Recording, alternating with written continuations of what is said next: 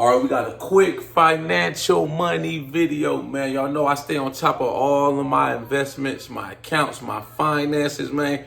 I was tallying up all my different accounts, my retirement, my stock portfolio, this and that, savings accounts, man. And I just hit that magical mark I've been striving for. My first $100,000 in savings and investments, man. It's been a long journey for me, man. You know, before I start this video, though, man, I want to come on here and say, I'm not some millionaire. I'm not selling y'all some $1,000 course, you know, trying to give you some kind of get rich quick scheme. None of that. I'm a regular 9-to-5 dude. I'm a correctional officer. I've been working as a correctional officer 13 years. You know what I'm saying? I grew up poor, you know. When I was growing up, you know, people, my family, we didn't really have no money. We grew up in the projects, dirt poor, you know, we did the best we could, you know. Going on vacation for us, you know, was going to the family reunion. Wasn't no fancy vacations, you know, we was on food stamps, WIC, Section 8, all of that, man. So, you know, from that, you know, to get to this point, you know, financial milestone for me, I feel like it's a big accomplishment, you know what I'm saying? And, you know, like I said, $100,000 may not be a lot to some people. Some people watching this video, they may have way more money. I'm making this video, you know, for the people that's striving to get, you know, to that milestone. You know, you're trying to get better with your money, your finances, budgeting, all of that, you know. So I'm going to lay out, you know, some of the things that I did to help me get to that point, some mistakes I made along the way, and I'm going to help guide you along if you in the same boat as me, you know. You trying to get to that first 100,000, whether you in your career now, you about my age, I'm 35, well, I'm about to be 35, you know, got a family, career, you in college, you know, broke, but you going to school, you in high school, and I'm gonna lay out the groundwork for you, man, to get to that point, man. You know, so the first thing is you got to change your mindset and your relationship when it comes to money, man. You got to see how you look at money in a different light, you know. So for me, you know, see, a lot of people, man, we taught growing up, you know, most people, the average Joe, to consume, man. You know, we a consumer society. You know, we taught to spend it. You know, if you ain't got the money now, put it on your credit card. You know, you got to change that whole mindset. You know, you got to develop a budget, a monthly budget. You're supposed to know how much money is coming in versus how much money is going out. I keep a spreadsheet with all of my bills, you know, the mortgage, utility, any kind of expense I got. I write it down every time I get paid so I know exactly where my money is going. If you can't account for every dollar, man, you losing out. You know, you're going to probably end up in the red every month. You're going to probably overspend. You know, that's where the problem is right there, where a lot of people, they can't save money.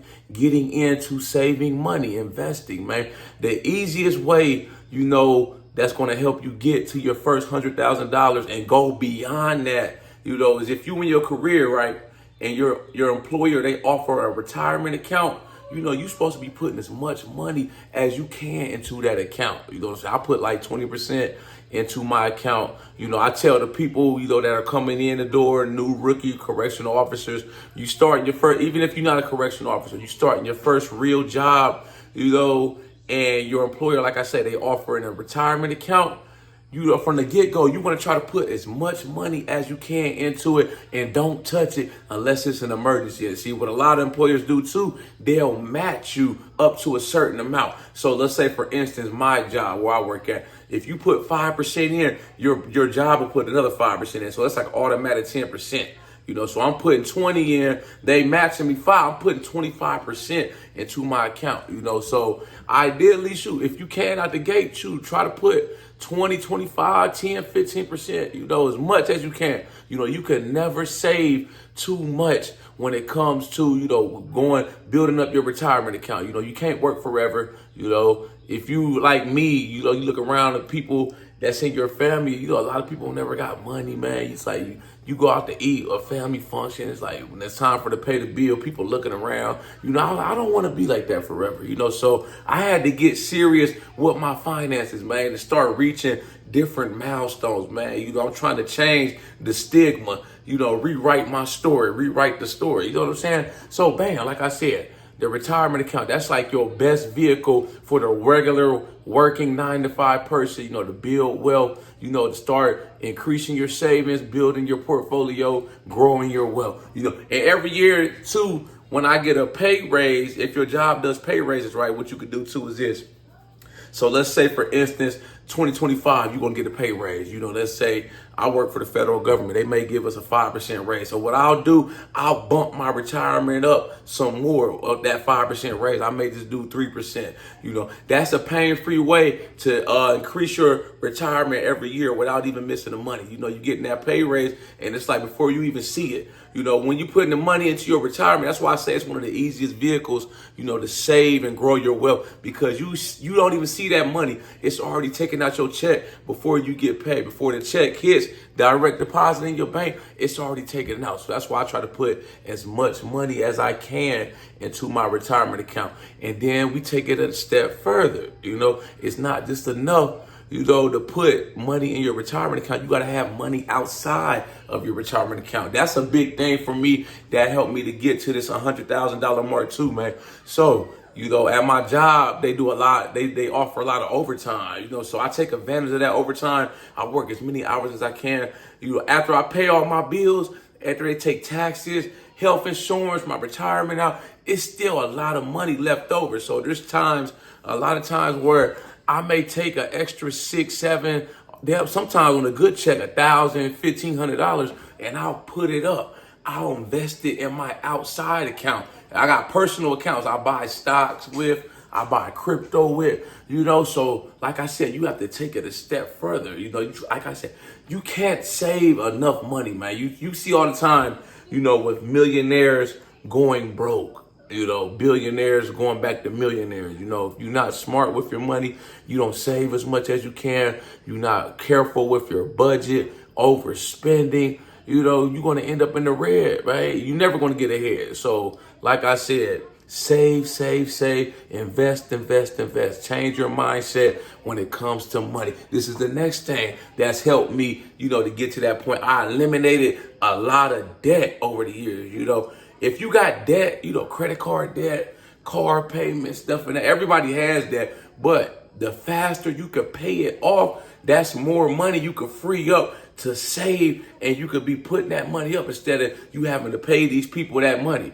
So I started paying off. I paid off my student loans quick, when I got done with college. I had a football scholarship, so I didn't really have hardly no student loans. I paid that off like years ago. Boom. Then, I really didn't, I won't say I won't have too much credit card debt. I keep a couple credit cards, but I don't max them out, or they don't have like a high balance. I'm always the type, to try to play with the bank's money. I swipe my card, get cash back for my, every time I swipe the card, and I pay it off at the end of the month. You know what I'm saying? So I'm good on the credit card. But if you got credit card debt, man, pay it off as quick as you can. I didn't include in my, my $100,000 that I'm calculating. I didn't even include my house in there, so it could be a little bit higher. I didn't include my house because I still got a mortgage payment. So I'm just only including money that I personally saved and I put in to my retirement and personal accounts myself. Like I said, my house, I've been in here since, probably 2015. I know it's got a lot of equity in it. The house values has went up a lot in my area. So, but like I said, I didn't include that, just because of the fact I still got a mortgage payment. I got both of my cars paid off. I didn't really include those neither, because I feel like it's a liability. I'm only including money I personally took and I put up in the bank, or I put up in my retirement account. I put up in my brokerage account, man. So yeah, you have to change your mindset when it comes to money, man, how you look at money, how you view money. If you came from an environment like I did, then you already know. It's like when you look at people, man, nobody ever got no money. You trying to take a trip, plan a vacation. People ain't got this, people ain't got that. Oh, I ain't got the money to do this. I ain't got the money. I don't want to be, like I said, I want to be the one that got the money. I can do whatever I want. You know what I'm saying? These are some mistakes I made along the way, man. I probably could have reached my goal of getting to my first $100,000 faster if I wouldn't have made these mistakes. So you can learn from my mistakes when it comes to this. Like I said, I've always been big in the stock market. I learned about stock market and investing when I was in high school. I was blessed to have a math teacher who invested in the stocks, and I took an interest to it. I started reading books about it, man. I finally opened me up a brokerage account. Man, I remember when it was back in the day, my brokerage account now is called E-Trade. It used to be called Share Builder back in like 2007. That's how long I've had my account with E-Trade. You could buy stock. So he got me started into that, right? And like I said, I've always been buying stocks over the years. When I had a little part-time job in high school and college, I would take what little money I could, bam, buy some stock. These days, man, when I get paid, I throw, like I say, damn near sometimes $1,000 every 2 weeks into the stock market. That's on top of my retirement, put my 20% in the retirement account, But this was a grave mistake I made, man. Big blunder I made. So I started talking to somebody, man, and they introduced me to trading options, man. If you're not familiar with options, it's another form of buying stocks, but it gives you more leverage on your money. You buy more stocks with less money. It's kind of risky though. Now, boom, there's a potential for a lot of upside, but if you make the wrong call, there's a potential for a lot more downside, So bam, he got me introduced to it. I thought I knew what I was doing. I kind of hopped in. I bought an option on Tesla. This is probably about 4 or 5 years ago, if anybody that's familiar with Tesla. So I put up $8,000 in a Tesla option, a call option, right? Boom. Tesla took off literally 2 days later. I made my money back. I made $8,000 in 2 days. Boom. I seen that. My eyes lit up. I said, wow, I'm finna try to get rich off of options, man. I didn't study the game. I didn't know what I was doing all the way. So I started throwing money at it. I was making some good trades here and there, some good call options. I was making a couple thousand here, 1,000 here. But then I started having a losing streak. And then it turned into me what I call gambling. When you just buying stocks in the stock market, you thinking it's going to keep going up and up. You're not really doing your research. That's just gambling at the end of the day. You're not really investing. And I proceeded over the next 9 months. I believe it was about 9 months. I proceeded to lose $40,000 trading stock options, man. Bam. I was like, wow. I didn't know how to stop while I was ahead. I kept going. I wish I would have just,